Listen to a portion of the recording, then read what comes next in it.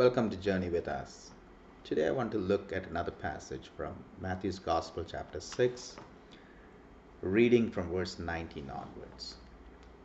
And this is what it says: Do not lay up for yourselves treasures on earth, where moth and rust destroy, and where thieves break in and steal.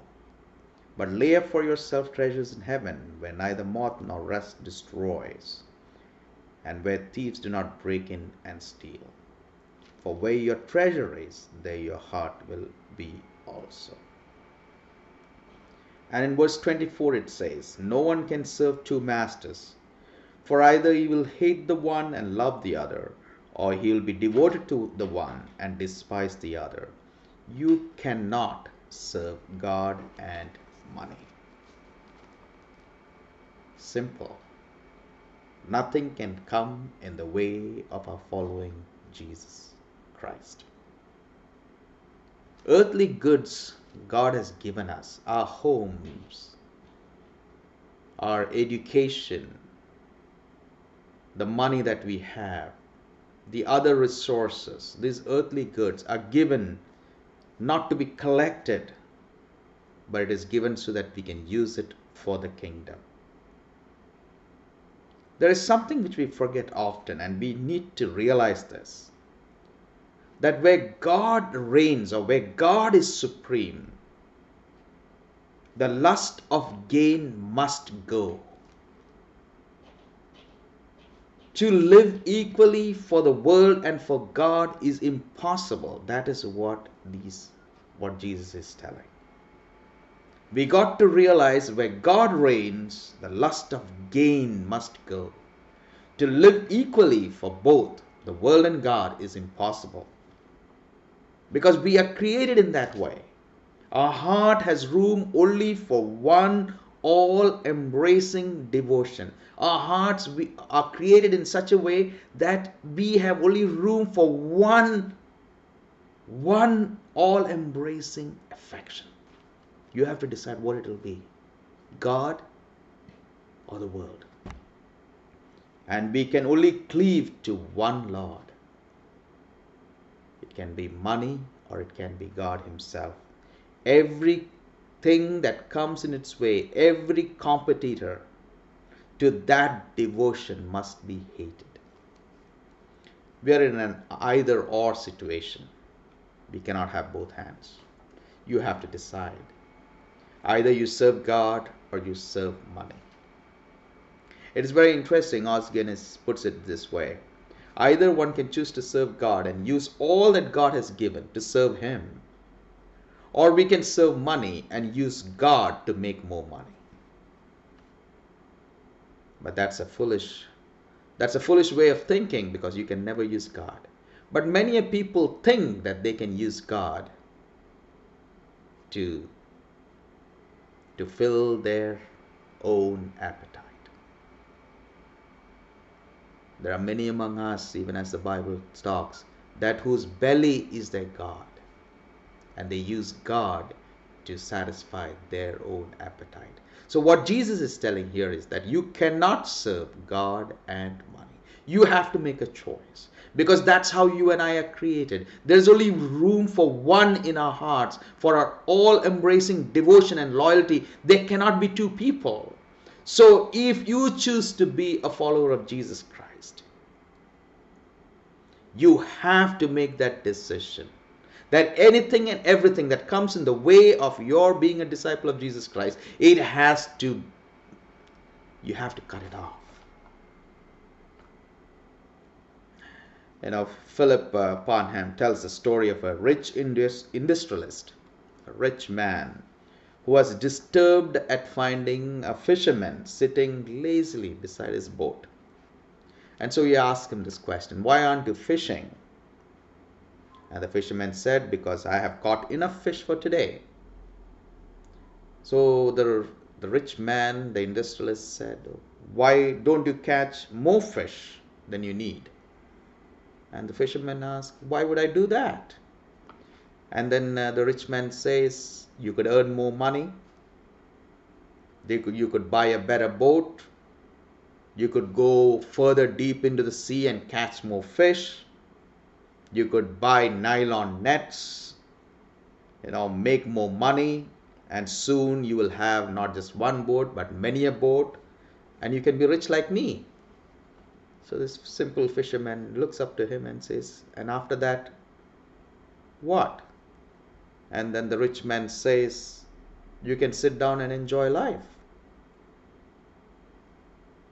And the puzzled fisherman looks up to this rich man and tells him, so what do you think I'm doing now? Sometimes we are stupid to think more money, more affluence, more wealth can bring a smile or buy contentment. Now I want to bring home a word of caution here. Idleness tempts God instead of trusting Him. We need to do the things that God has enabled us to. Otherwise, we are abusing the gifts that God has given us. If God has enabled you to work, you need to work. If God has enabled you to do the things that you need to do for your family, you need to do that. But don't ever get into the thought that it is your work which puts food on the table. That is what Jesus is telling. Be careful. If you are a student and if God has given you the ability and the circumstances for you to study, you should study. You should use all that God has given. And let God give the outcome. But you be faithful to the things that God has given. So that's a word of caution. Idleness tempts God instead of trusting Him. You do what God enables you to do. Leave the outcomes to God, whatever it is. And don't get into this fallacy, to this lie that it is your work which keeps your home and keeps your family. It's not work that puts food on your table. It is God's grace that makes it possible. Verses 25 to 35 of chapter 6 of Matthew's Gospel. Therefore, if we followers of Christ, if we want to be followers of Jesus Christ, that in order that our Master be served well, let us not worry about what's for dinner or what I can wear. God knows that you need these things, and He will throw it in, even as we single-mindedly serve Him. Now, what is the kind of anxiety that Jesus is talking about here? That is what we see in verse 35. Let's see. It says, therefore I tell you, verse 25, do not be anxious about your life, what you will eat or what you will drink, nor about your body, what you will put on. And then He takes them to the school, outside to the field, and He teaches them something, from the birds of the air and the beautiful lilies of the field. But what is the worry that Jesus is talking about? As Matthew Henry puts it well, it's a disquieting, tormenting thought, disturbing our joy in God, which breaks the sleep, hinders our enjoyment of ourselves, our friends, and all that God has given. That is the kind of anxiety that Jesus said. Do not be anxious.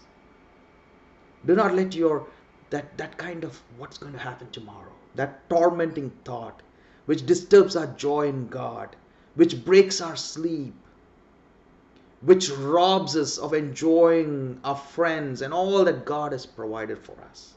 That kind of anxiety. But tomorrow, what I will eat or what I will wear. So what does Jesus do? He takes them out to the school to be taught by the birds of the air and the wild lilies of the field. What an interesting situation. Man in revolt thinks that there is a cause and effect relationship between work and sustenance, as I mentioned. But Jesus explodes that illusion. According to Him, bread is not to be valued as reward for work. Bread is not to be valued as reward for work. He speaks instead of a simple, carefree life of the person who walks with God and accepts everything as it comes from God. The illusion that we are brought into is that if we don't work, we will not have food. But what Jesus is doing here is he's exploding that myth, and he's telling it is God who provides for you even as you serve him with a single focus. I want to read something what Martin Luther has done. Bear with me, it's a bit of an old English, but I will try to make it as simple as possible.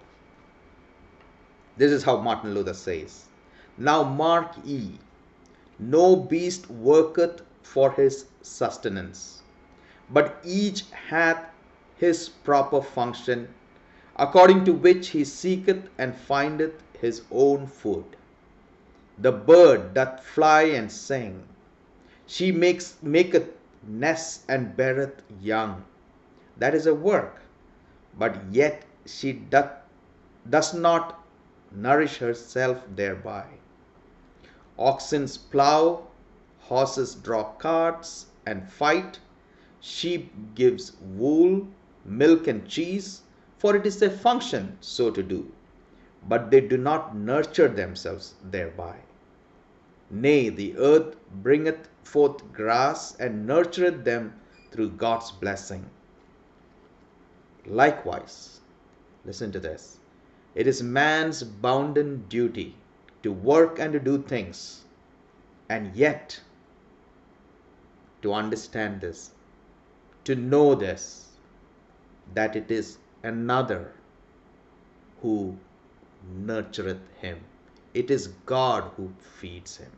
It is not his own work, but the bounteous blessings of God. It's the gracious blessings of God." If I was to read it in somewhat in modern English, it is man's duty to work and do things, yet to know that it is God who sustains him. It is not man's own work, but the gracious blessings of God. It is true that the bird doth neither sow nor reap, yet would she die of hunger if she flew not in search of food?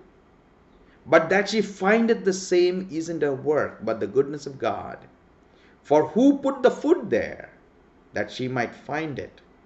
For where God hath not put, none findeth, even though the whole world were to work itself to death in search thereof. What Martin Luther is saying is that the bird has to go and fly to find its food. But one should never forget that the bird can find its food because God has put the food there. And if God was not to put the food there for the bird to find it, no searching in the world can ever sustain that bird. Jesus says anxiety is the characteristic of the Gentiles, but the disciples know the rule is, seek ye first the kingdom of God and his righteousness. I encourage you as followers of Jesus Christ to follow him with a single focus. Anything and everything that comes in the way of that following Jesus, cut it off. It's not worth it. And that is the call of Christ on his disciples. God bless you and have a wonderful day.